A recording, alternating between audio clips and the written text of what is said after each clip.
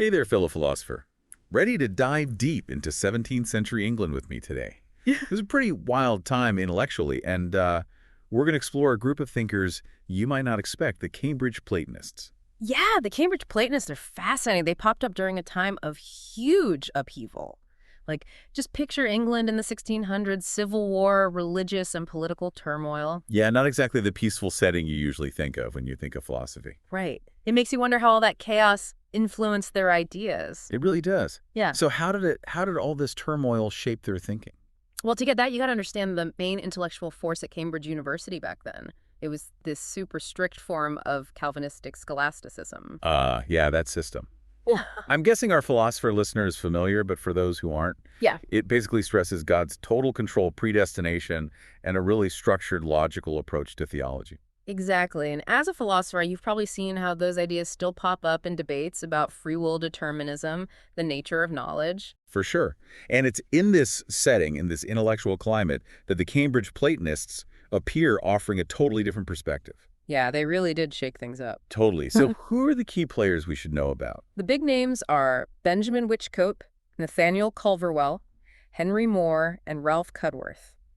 These guys challenge the whole academic scene with a philosophy rooted in reason tolerance and a really optimistic view of human potential. That's so interesting. They were like swimming upstream, weren't they? Yeah. What were some of their core beliefs that made them stand out from that dominant Calvinism?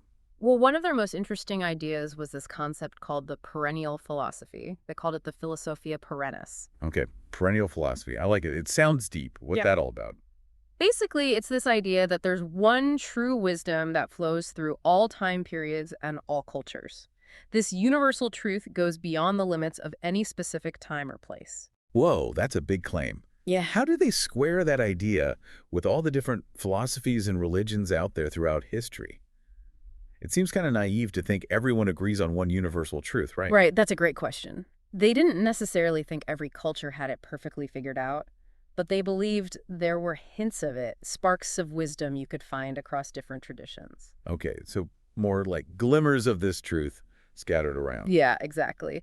And they saw their own work as bringing together the best insights from Plato, Plotinus, Aristotle, Stoicism, even newer figures like Descartes, who was really shaking things up with his ideas about mind and matter. So it wasn't about finding one dogma everyone agreed on, but recognizing a potential for shared wisdom even in seemingly different viewpoints. That makes a lot more sense. Exactly. And, their interest in Descartes highlights something else key about their thinking, that they really believed reason and faith could get along. Really? So they didn't see those two as enemies like some people do? Not at all. They argued that reason was a gift from God, a tool we were given to understand both the world and the divine.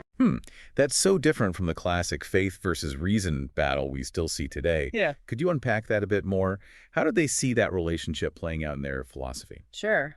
They believed God is knowable, meaning the human mind, with reason as its guide, could grasp truths about life and morality. For them, reason wasn't just about logic and deduction. It was about a kind of spiritual insight, an intuition of the divine order in everything. So reason wasn't cold and calculating, but something that could illuminate the deepest truths about us and the universe. I could see how that would challenge the rigidness of Calvinism. Exactly. It offered a different way of looking at things. Now let's talk about some specific thinkers, starting with Benjamin Whichcote. He's often considered the father of the Cambridge Platonists. Whichcote, the founding father, what made him so influential in this group? Well, he was known for his amazing sermons and these short, sharp sayings that really promoted reason and tolerance. Like memorable quotes. Yeah, exactly. And, his own experience in the chaos of the Civil War probably shaped his strong rejection of those harsh predestination ideas in Calvinism. Instead, he focused on God's goodness and love and argued that humans have free will and can become better morally. So his philosophy had this really ethical and human focus. It wasn't just theoretical debates, but about how we actually live and treat each other. His rejection of predestination, that's pretty radical for the time, isn't it? What were his arguments against it? He believed God's love applied to everyone and that divine justice wasn't about random punishment. It was about helping people grow morally. That's interesting. So a more nurturing view of God. Yes, and he saw reason as the key to unlocking our natural understanding of right and wrong, this moral compass we get from God. This fits with their whole belief in human potential, something they felt Calvinism had missed. Sounds like Whichcote was setting the stage for a much more hopeful and humane approach to philosophy and religion. one focused on our power to choose and our ability to reason morally. Exactly. And this focus on human reason and innate knowledge gets developed further by Nathaniel Culverwell. He wrote the first published work by a Cambridge Platonist. It's called An Elegant and Learned Discourse of the Light of Nature. Love the title. The light of nature. It really captures that idea of reason as a source of illumination, a guide to knowledge and moral action. What were some of Culverwell's big ideas? What made him stand out? Culverwell was super interested in the idea of innate knowledge. He argued that we're not born as blank slates. Our minds actually come with certain fundamental truths already in them put there by God. He called reason this intellectual lamp. Intellectual lamp. I like that. Right, and he said this lamp lets us access those truths that are already within us. It illuminates our understanding of ourselves and the world. That completely flips the blank slate idea on its head, doesn't it? It suggests we have this built-in ability to understand truth and morality, which fits perfectly with Winnicott's emphasis on human potential. Exactly. And Culverwell's ideas about innate knowledge connect to debates that are still going on today, like the nature versus nurture debate, the role of experience versus inborn abilities in shaping how we understand things. Wow, so he was wrestling with questions that are still alive in philosophy of mind and epistemology today. That's incredible. It's amazing to think that these 17th century thinkers were dealing with issues we're still trying to figure out. It is. And speaking of grappling with big ideas, let's move on to Henry Moore. He was probably the most prolific writer of the group, a philosopher, a poet, even delved into the Kabbalah. Wow, that's quite a range. He sounds like someone who loved exploring different intellectual traditions. Right. What did he bring to the Cambridge Platonist table? What were his unique contributions? Moore was a fascinating guy. He developed some really unique and even kind of eccentric philosophical views. One of his most striking ideas was that both matter and spirit take up space. Wait, so both matter and spirit have a physical presence. That's what he thought.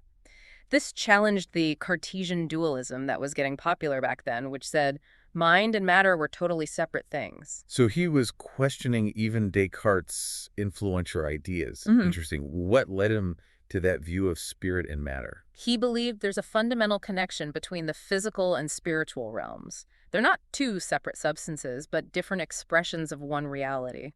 He also came up with this concept of an active spirit of nature that runs the world. Spirit of nature, so like a force connecting God and the physical universe. Yeah, kind of like a divine go-between. I'm sensing a pattern here.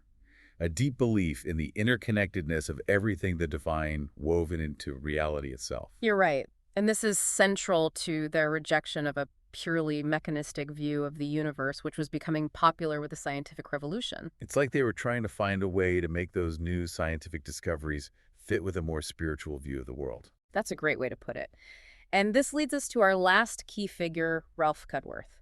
He's known for his huge and ambitious book, The True Intellectual System of the Universe. That sounds like a serious philosophy book. What was Cudworth getting at in that work? What were his main concerns?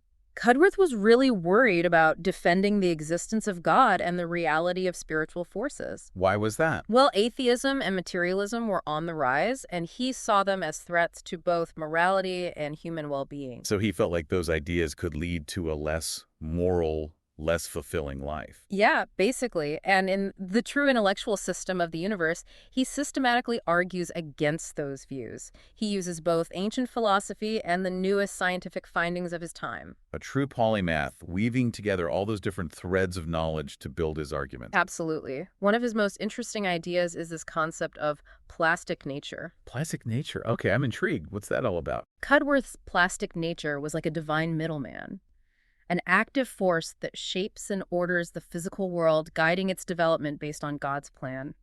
For him, it wasn't just a random mechanical process. So there's purpose and intelligence behind it all. Exactly. He wasn't saying the universe is just a giant clockwork machine. There was meaning woven into the fabric of nature itself. So he was trying to bridge the gap between that old idea that everything has a purpose and the new idea that the universe just runs on impersonal laws. Exactly. He was trying to reconcile those two seemingly opposite views. That's so smart. Yeah. It's fascinating how engaged the Cambridge Platonists were with the cutting-edge science of their day, while still holding on to a deeply spiritual understanding of reality. It truly is. And this willingness to engage with both faith and reason, ancient wisdom, A&D, modern science, is one of the things that makes them so relevant to us as philosophers today. It's interesting, as we dig into their ideas, we start to see that the Cambridge Platonists weren't just focused on abstract debates. Yeah, their focus on reason, virtue, human potential, makes you think they weren't content to just sit around and theorize. They wanted to know how to actually live better, more meaningful lives. Right.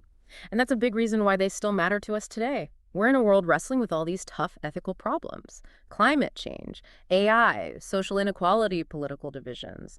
The Cambridge Platonists and their insights into how reason, ethics, and spirituality connect, they give us a helpful perspective on navigating all that. As a philosopher, I bet you've thought a lot about these very issues. Do you see any specific links between what they were worried about and the challenges we face now? Oh, definitely. Take their defense of reason, for example. They lived at a time when new scientific discoveries and philosophical ideas were challenging traditional beliefs. Does that sound familiar? It does. We're flooded with information all the time, a lot of it conflicting. It's hard to figure out what's true and what's not. It feels like we're living in this age of skepticism and relativism where everyone has their own reality. Exactly. And the Cambridge Platonists, they knew the dangers of both being too dogmatic and being too skeptical. They believed that reason used the right way could be a powerful tool for navigating this kind of complexity, for separating real knowledge from just opinion. So they weren't saying just blindly trust reason, but use it critically and thoughtfully. Right. But they also understood that reason itself could be twisted, used to justify all sorts of harmful ideas. That's why they emphasized ethics and virtue so much, developing a well-ordered soul that could tell the difference between truth and lies, right and wrong. That's a really important point. It's not enough to just be smart or know a lot of stuff. We need to develop our moral compass, our ability to feel empathy and compassion. It sounds like they were arguing for a kind of education that developed the whole person, the mind and the heart. Totally agree.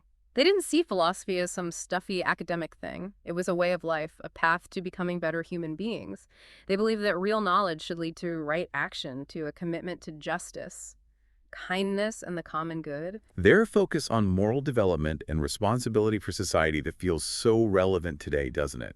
In a world that often puts individual gain over the well-being of everyone, their ideas offer a powerful alternative to that me-first attitude. Absolutely. And their thoughts on the relationship between science and religion, that's got some valuable lessons for us too. Remember, they were living through the scientific revolution when the old way of understanding the universe was being completely overturned by new discoveries. Oh yeah, that must have been a mind-blowing time to be alive, seeing the foundations of knowledge shifting right under their feet. Yeah. Did they see that as a threat to their faith? It's so interesting because while they were obviously fascinated by these new scientific advances, they didn't see them as contradicting their religious beliefs. They were convinced that true science and true religion couldn't actually be in conflict because they both came from the same divine source. So instead of putting science and religion in separate boxes, they were trying to find a way to integrate them into a more complete understanding of reality. Exactly. Remember, they saw reason as a gift from God, a tool for understanding the amazing creation. They believed that by studying the natural world, we could gain insights into God's mind, and that faith could inspire scientific inquiry. That's powerful. It challenges that polarized view we often see today where science and religion are like two forces battling it out. You got it. It reminds us that there are many ways of knowing, many paths to the truth. The Cambridge Platonists weren't afraid of complexity. They were happy to draw from all sorts of sources in their search for understanding. They were true polymaths, blending insights from ancient philosophy, religious traditions, and the new science of their time. It sounds like they were pushing for a much more nuanced and integrated approach to knowledge than we often see in our intellectual world today. Their willingness to embrace multiple perspectives is really refreshing. It is. And their example reminds us that seeking truth doesn't have to be a fight between competing ideologies. It can be a journey we take together, a shared exploration of the universe's mysteries and our place in it. So knowing all this about the Cambridge Platonists, their unique take on philosophy, their embrace of reason and faith, their concern for ethics and virtue, what lessons can we as philosophers take from their example? That's a good question to think about. They give us a model for how to engage with complex ideas, how to connect seemingly separate areas of knowledge, and how to ground our intellectual pursuits in a commitment to living meaningful, ethical lives. Their legacy shows us that philosophy isn't just about abstract theories. It's about how we live, how we treat each other, and how we make sense of our place in the big picture.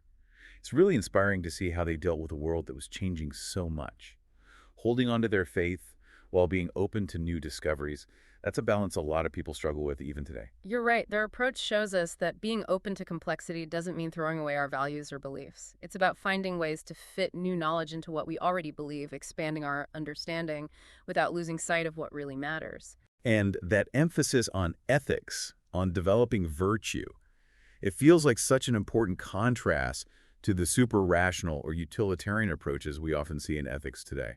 I agree. The Cambridge Platonists remind us that ethics isn't just about weighing outcomes or following rules. It's about growing as a person, nurturing those abilities for empathy, compassion, and doing what's right. It's about becoming the best versions of ourselves intellectually and morally.